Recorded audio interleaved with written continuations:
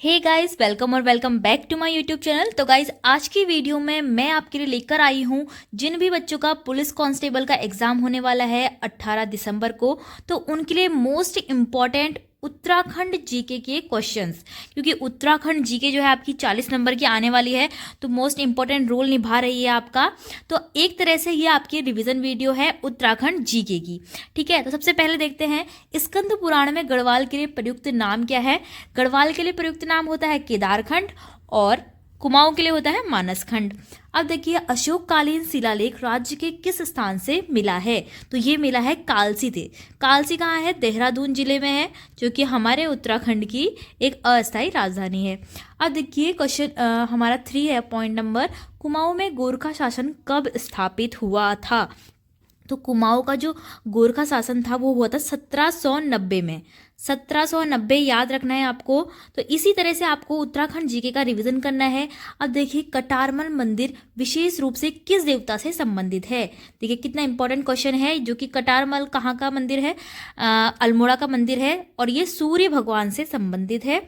अब देखिए, वह मुगल शहजादा जिसने श्रीनगर गढ़वाल में आश्रय लिया था वो थे सुलेमान सिको।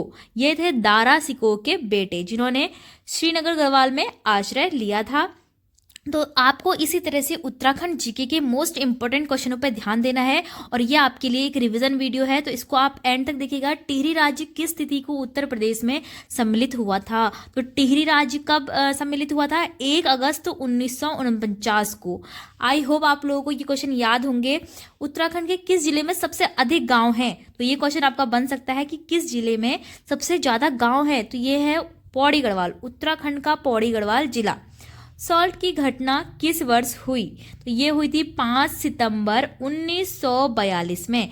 5 सितंबर 1942।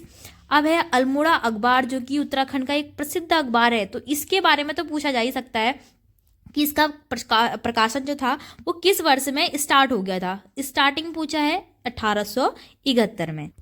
अब देखिए, अब है हमारा पॉइंट नंबर 10, महात्मा गांधी ने अनाशक्ति योग टीका कहाँ लिखी थी।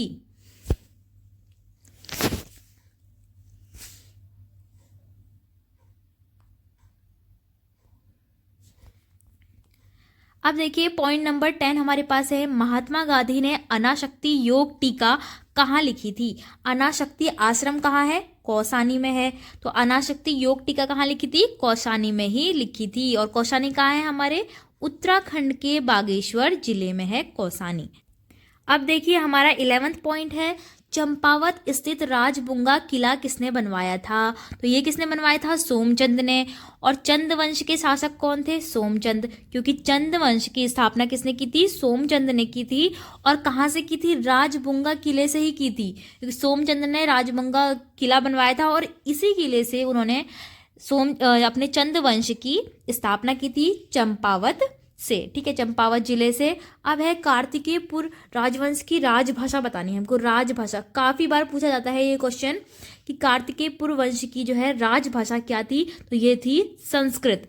कुछ लोग कुमाऊनी को समझते हैं, लेकिन संस्कृत थी उनकी राजभाषा। ठीक है, गांवों में ग्राम प्रधान मुखिया नियुक्ति की प्रणाली किसके द्वारा शुरू हुई थी, तो ये किसके द्वारा शुरू हुई थी? चंदों द्वारा। और चंदों द्वारा कुछ महत्वपूर्ण कर भी लगाए गए हैं, उसकी वीडियो में मैंने बनाई है कि चंदों द्वारा कौन कौन से ऐसे कर होते हैं जो महत्वपूर्ण थे, कौन कौन से गोरखाओं द्वारा कर लगाए थे।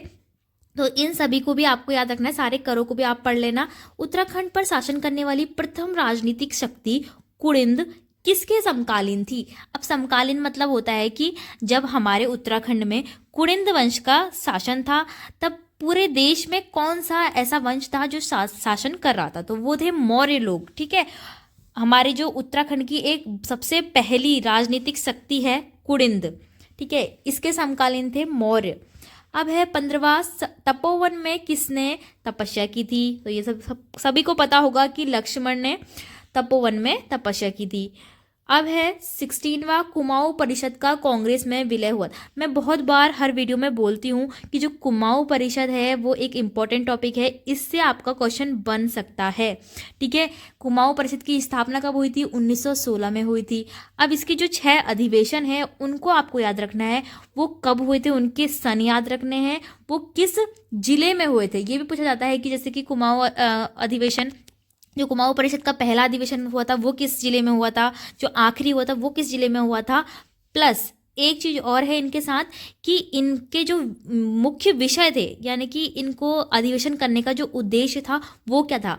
पूरे 6 के आपके उद्देश्य या पता होने चाहिए, और जो सबसे प्रसिद्ध है वो तो आपको याद ही होना चाहिए, ठीक है। कुमाऊं परिषद का अब लास्ट में कांग्रेस में विलय कब हुआ था, 1926 में। एक और चीज 1926 में हुई थी कुमाऊं परिषद से ही संबंधित, क्या हुई थी, लास्ट व अधिवेशन, यानी कि छठा अधिवेशन भी 1926 में ही हुआ था, ठीक है। 1916 में इसका गठन हुआ, फिर 17 से अधिवेशन होना स्टार्ट हुए, ठीक है। 17 से स्टार्ट हुए, 26 पे वो एंड हो गया, और फिर वहां से कांग्रेस में इसका विलय हो गया था। अब देखिए नेक्स्ट, कुमाऊं में अल्मोड़ा कांग्रेस की स्थापना किस वर्ष में हुई थी। ये सभी जितने भी 100 क्वेश्चन मैं आपको बताने वाली हूँ, सभी मोस्ट इंपॉर्टेंट है पुलिस कांस्टेबल के एग्जाम के लिए। ये बहुत ज़्यादा इंपॉर्टेंट आपकी सीरीज है। देखिए सन 1912 में कुमाऊं में अल्मोड़ा कांग्रेस की स्थापना हुई, सन 1912 में, ठीक है। अब देखिए 18वां और 19वां, कोटा खर्रा का आंदोलन किसके हित में था।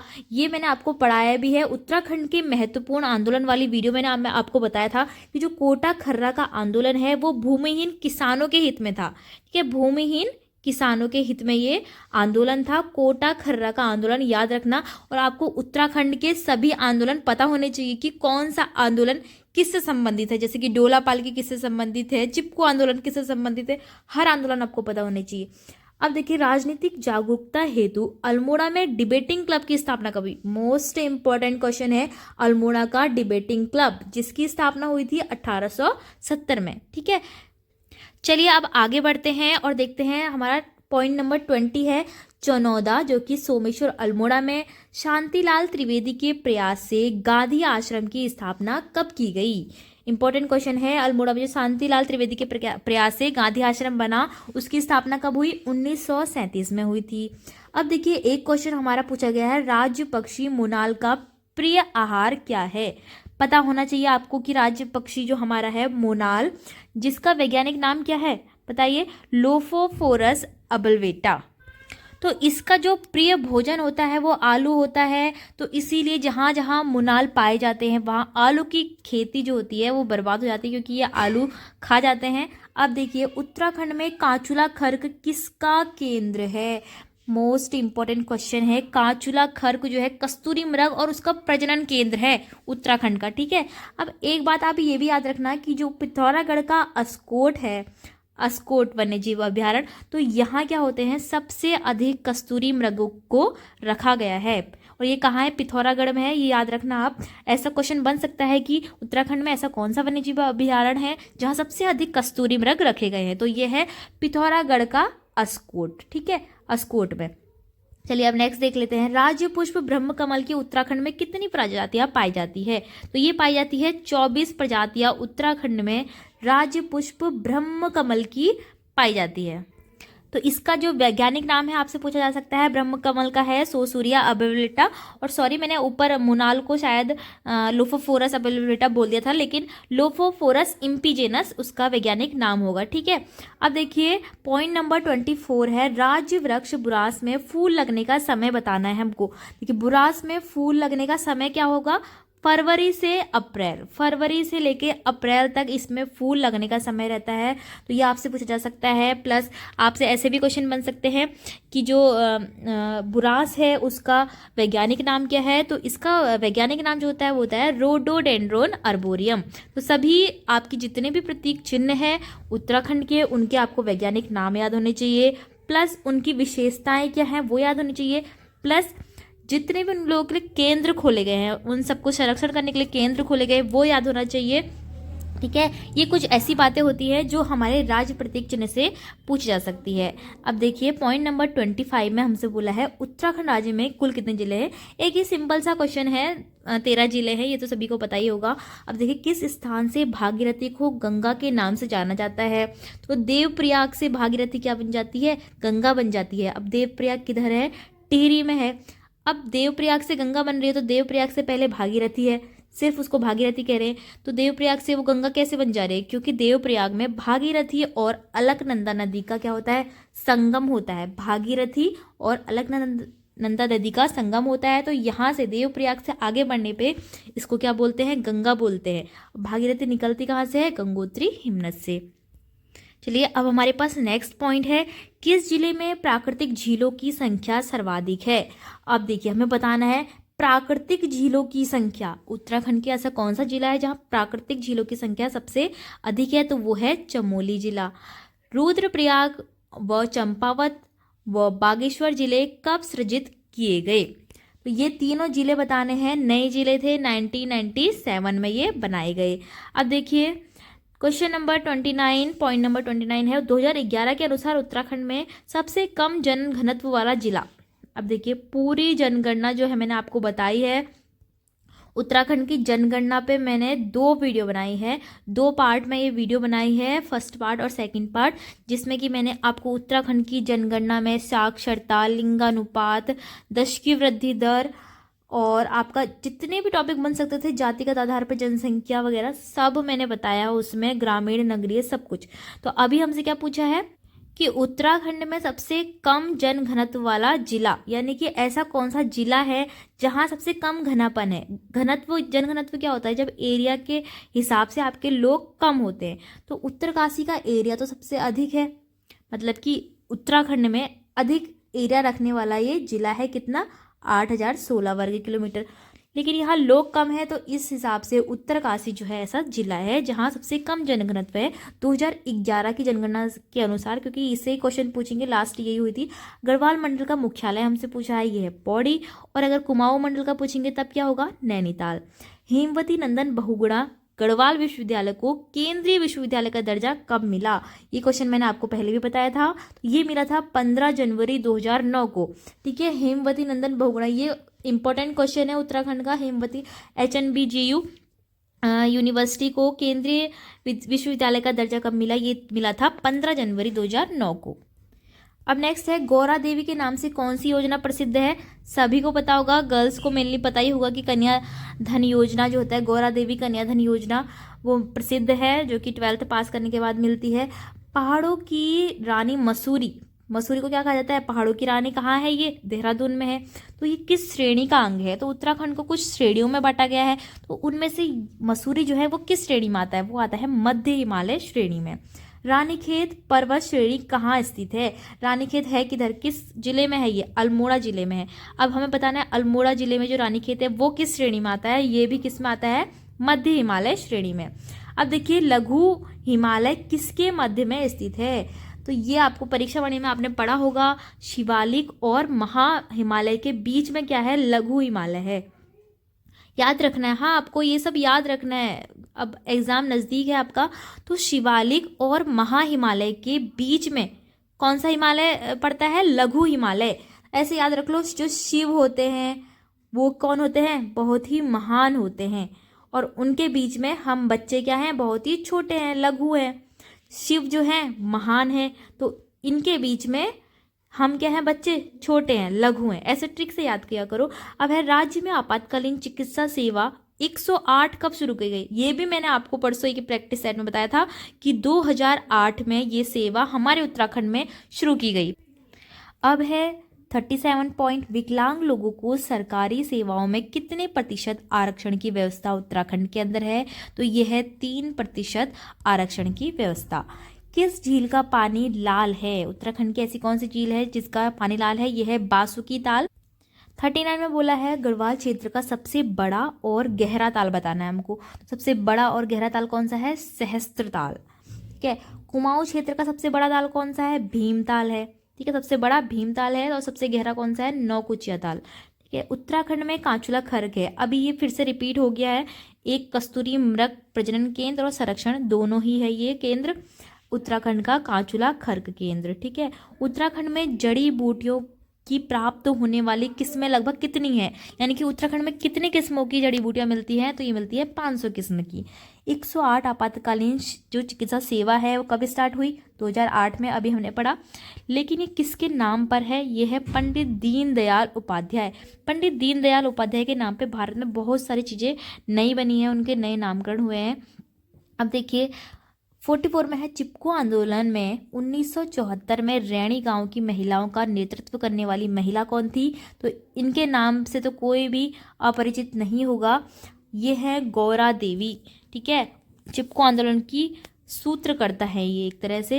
उत्तराखंड में कौन वृक्ष मानव के नाम से प्रसिद्ध है? तो ये है विश्वेश्वर दत्त सकलानी, ये भी मैंने आपको बताया था। उत्तराखंड में लगभग कुल कितने प्रकार के औषधीय पौधे पाए जाते हैं? ये फिर से रिपीट हो गया, तो ये 500। चरक संहिता में उत्तराखंड क्षेत्र को क्या कहा गया है? चरक संहिता में बताना है वानस्पतिक बगीचा कहा गया है। ठीक है, वानस्पतिक बगीचा क्यों कहा गया है? यहाँ बहुत सारी औषधियाँ पाई जाती हैं। अब देखिए 48 में बोला प्रसिद्ध पुस्तक मसूरी मेडले के लेखक कौन है? तो ये हैं प्रोफेसर गणेश शैली। हिमालय बचाओ देश बचाओ का नारा किसने दिया? ये मैंने बोला था आपको, बहुत इंपॉर्टेंट नारा है, जो कि सुंदर लाल बहुगुणा उत्तराखंड के प्रसिद्ध पर्यावरणविद हैं, तो इन्होंने ये नारा दिया था, हिमालय बचाओ देश बचाओ। और इन्होंने चिपको आंदोलन में भी भाग लिया था। वनों के नीलामी के विरोध में राज्य स्तरीय आंदोलन कब से कब तक चला था? वनों के नीलामी के जो विरोध में राज्य स्तरीय एक आंदोलन था, जो कब तक चला? 1977 से 78 तक। ठीक है, कौन सा 2 वर्षीय फसल चक्र उत्तराखंड के वर्षा आश्रित क्षेत्रों में लोकप्रिय है? धान, गेहूं, मडुआ, पड़ती। उत्तराखंड में भकार का प्रयोग किस में होता है? भकार का मतलब होता है, पहाड़ी भाषा में भकार होता है खाद्यान्न संग्रह, यानी कि आप एक तरह से स्टोर रूम कह सकते हो, जहाँ हम अपने घर के जितने भी अनाज होते हैं तो उसको स्टोर करते हैं, तो उसको भकार कहा जाता है। 2011 के अनुसार उत्तराखंड राज्य के कितने जिलों की जनसंख्या 10 लाख से अधिक है? फ्रेंड्स, ये जनगणना वाली वीडियो में मैंने आपको बताया था कि टॉप 3 जिले ऐसे हैं जिनकी जनसंख्या 10 लाख से भी अधिक है। अब देखिए ऊपरी गंगा नहर का उद्गम स्थान जो है वो कहाँ है? हरिद्वार में है। विकेट बंदोबस्त कब हुआ था? बंदोबस्त से सवाल पूछा गया है। देखिए 1863 से 73 में विकेट बंदोबस्त हुआ था। उत्तराखंड के शुद्ध सिंचन क्षमता में किसका सर्वाधिक योगदान है?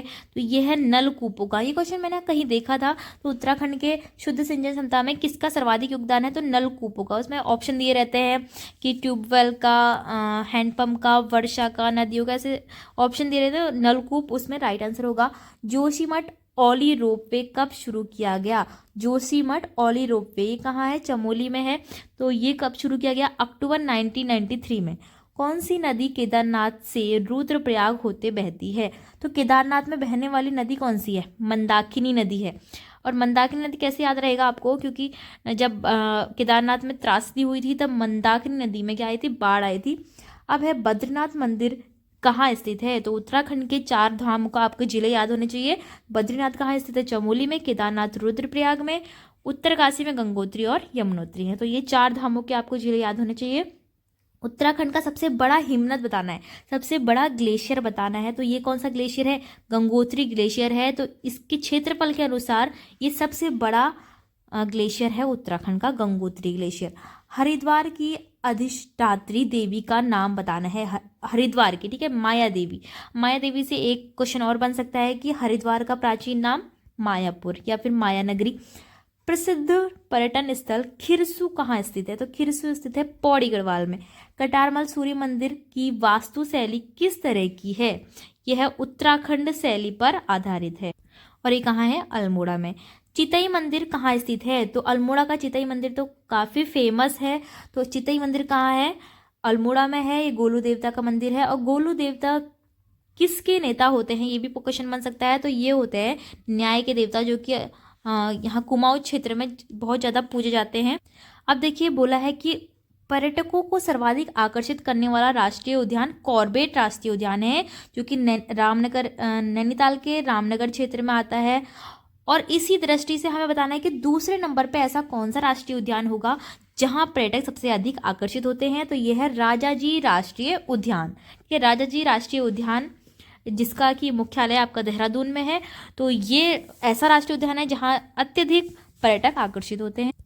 फ्रेंड्स, जो आपकी राष्ट्रीय उद्यान वाली वीडियो मैंने बनाई है, तो उसमें मैंने ये सारी जानकारी दी है, प्लस वन्यजीव अभ्यारण्य पे भी वीडियो बना रखी है, उसको भी आप देख लेना। अब है गढ़वाल पेंटिंग किसकी रचना है? तो प्रसिद्ध रचना है ये गढ़वाल पेंटिंग मुकुंदी लाल की। यमुनोत्री किस राष्ट्रीय राजमार्ग संख्या पर स्थित है? तो यह है 94। तो ये NH 94 है। कहाँ? यमुनोत्री। ठीक है। गढ़वाल क्षेत्र में थड़िया नृत्य कब किया जाता है? तो गढ़वाल क्षेत्र का क्वेश्चन है, महिला के पहली बार मायके आने पर ये नृत्य किया जाता है, थड़िया नृत्य। झाल, बिड़ाई, दमामा तथा मुरियो क्या हैं? तो ये सभी क्या होते हैं? कुमाऊं क्षेत्र के वाद्य यंत्र हैं। ठीक है। गढ़वाली चित्रकला के प्रसिद्ध चित्रकार के नाम बताना है हमको। मोलाराम, जो कि प्रसिद्ध चित्रकार थे गढ़वाली चित्रकला के। उत्तराखंड को विशेष राज्य का दर्जा कब दिया गया? तो उत्तराखंड एक विशेष राज्य कब बना? 1 अप्रैल 2001 से। ठीक है। और स्थापना कब हुई? 9 नवंबर 2000 में इसकी स्थापना हुई। और उत्तरांचल से उत्तराखंड नाम कब बना? 1 जनवरी 2007 में। ठीक है। चलिए अब आगे देखते हैं। 72 में बोला है गढ़वाल एंशिएंट एंड मॉडर्न पुस्तक किसने लिखी? तो ये क्वेश्चन भी बनता है, ये पात्रीराम ने लिखी। राज्य में कर राजस्व का सबसे बड़ा स्रोत क्या है? तो ये है वाणिज्य कर। ठीक है। वाणिज्य कर हमारे राज्य का राजस्व का, रेवेन्यू का सबसे बड़ा सोर्स है। राज्य में वैट कब से लागू हुआ? वैट, ठीक है, एक तरह का टैक्स होता है ये। वैट कब से लागू हुआ? 1 अप्रैल 2005 से। अब देखिए पॉइंट नंबर 75 थोड़ा कट चुका है, तो इसमें बोला है कि 2011 की जनगणना के अनुसार ऐसा राज्य कौन सा है जो सबसे कम नगरीकृत जिला है, जहां सबसे कम शहर बने हुए हैं। ठीक है। तो ये है बागेश्वर जिला। और उत्तराखंड की जनगणना वाली वीडियो में मैंने आपको बताया था, नगरीय ग्रामीण वाले सारी चीज़ें बता दी थी। अब देखिए 76 में जौनसारी संगीत के जनक कौन है? जौनसारी संगीत के जनक हैं नंदलाल भारती। और अभी आजकल फेमस कौन चल रहे हैं? जुबिन नौटियाल। राज्य के कितने जिलों में रेल पथ बिछाए गए हैं? रेल पथ बिछाए गए हैं 6 जिलों में। किस जनजाति द्वारा ऋतु प्रवास किया जाता है? बहुत बारी क्वेश्चन बनता है। भोटिया जनजाति के द्वारा ऋतु प्रवास होता है। और इनके प्रवास भी पूछे जाते हैं कि जो ग्रीष्मकालीन प्रवास होता है उसे क्या कहते हैं और शीतकालीन को क्या कहते हैं? तो ग्रीष्मकालीन प्रवास को तो कहते हैं मैथ, और शीतकालीन प्रवास को कहते हैं गुंडा। ठीक है। मैथ और गुंडा याद रखना। खुमरी नामक राजनीतिक संस्था किस जनजाति में पाई जाती है? तो जौनसारी जनजाति में ये एक राजनीतिक संस्था पाई जाती है, और अब तो थोड़ी खत्म होने लग गई है। किस जनजाति में विवाह की 3 टिकटी प्रथा प्रचलित है? तो 3 टिकटी प्रथा कहाँ प्रचलित है? थारू में। और थारू जनजाति के लोग कहाँ रहते हैं? ऊधम सिंह नगर जिले में सबसे ज़्यादा रहते हैं, ऊधम सिंह नगर और नैनीताल में। और थारू जनजाति के बारे में ये भी पता होना चाहिए कि उत्तराखंड की सबसे बड़ी जनजाति थारू जनजाति ही है। ठीक है, उत्तराखंड की। लेकिन अगर आपसे सिर्फ गढ़वाल की पूछेंगे तो वो जौनसारी जनजाति होगी। ठीक है। और उत्तराखंड की, पूरे उत्तराखंड के दूसरे नंबर पे जौनसारी आएगी। ठीक है, तो आप याद रखना। अब पूछा है गंगोत्री किस राष्ट्रीय राजमार्ग संख्या पर स्थित है? यमुनोत्री कहाँ है? 94 में। और गंगोत्री कहाँ है? 108 पे। राज्य में सहकारी सहभागिता योजना कब से शुरू की गई? ये की गई थी 1 मई 2005 से। राज्य का सबसे छोटा राष्ट्रीय मार्ग पूछा है, तो यह है 72A। ठीक है, NH 72A। अब है गोचर हवाई अड्डा कहाँ स्थित है? तो गोचर आपको अगर पता होगा तो समझ में आ ही जाएगा। गोचर कहाँ है? चमोली जिले में है गोचर। अब देखिए आगे इस क्वेश्चन में बोला है राज्य पुलिस प्रशिक्षण अकादमी की स्थापना की गई है, तो ये की गई है नरेंद्र नगर में। और नरेंद्र नगर किस जिले में आता है फ्रेंड्स? ये आता है टिहरी गढ़वाल में। अब देखिए एक बहुत ही कॉमन सा क्वेश्चन पूछा है, कुमाऊं का प्रथम स्वतंत्रता संग्राम सेनानी कौन, किसे माना जाता है? ये है कालू मेहरा को। गढ़ केसरी के नाम से प्रसिद्ध स्वतंत्रता संग्राम सेनानी कौन है? अनुसुईया प्रसाद बहुगुणा। किसे उत्तराखंड का गांधी कहा जाता है? इंद्रमणि बडोनी को। राज्य के एकमात्र भारत रत्न प्राप्तकर्ता कौन है? गोविंद बल्लभ पंत है। कुमाऊं रेजिमेंट का मुख्यालय आगरा से रानीखेत किस वर्ष लाया गया? इंपॉर्टेंट क्वेश्चन है, ये लाया गया था 1948 में। राज्य में स्पर्श गंगा अभियान कब से शुरू किया गया? 17 दिसंबर 2009 से। गंगा को केंद्र सरकार द्वारा राष्ट्रीय नदी कब घोषित किया गया? 2008 में घोषित किया गया। और 2008 में एम्बुलेंस सेवा भी राज्य में शुरुआत की गई। देहरादून में भारतीय सैन्य अकादमी की स्थापना कब की गई? तो ये की गई 1932 में, देहरादून की सैन्य अकादमी। अब देखिए प्रतिष्ठित सैन्य शाखा बंगाल सैपर्स एवं माइनर्स का ग्रुप सेंटर कहाँ स्थित है? यह है हरिद्वार में स्थित। ज्ञानपीठ पुरस्कार पाने वाले राज्य के पहले कवि कौन है? सुमित्रा नंदन पंत। सबसे पहले विक्टोरिया क्रॉस विजेता सैनिक कौन थे उत्तराखंड के? तो ये थे दरबान सिंह नेगी। राज्य में ई डिस्ट्रिक्ट योजना कब शुरू की गई? ये की गई थी 2009 से। चिपको आंदोलन के नेतृत्वकर्ता आपको पहले भी बता दिया, गौरा देवी। हरिद्वार में शांति कुंज की स्थापना किसने की? पंडित श्रीराम शर्मा ने, पंडित श्रीराम शर्मा ने, याद रखना। नेहरू पर्वतारोहण संस्थान की स्थापना कहाँ की गई? उत्तरकाशी में। और ये था आज का लास्ट क्वेश्चन। तो फ्रेंड्स, आई होप आपके लिए रिवीजन हेल्पफुल रहा। अगर आपको वीडियो पसंद आए तो वीडियो को लाइक, शेयर और सब्सक्राइब जरूर करना। मिलेंगे हम नेक्स्ट वीडियो में इसी तरह से रिवीजन और प्रैक्टिस सेट के साथ।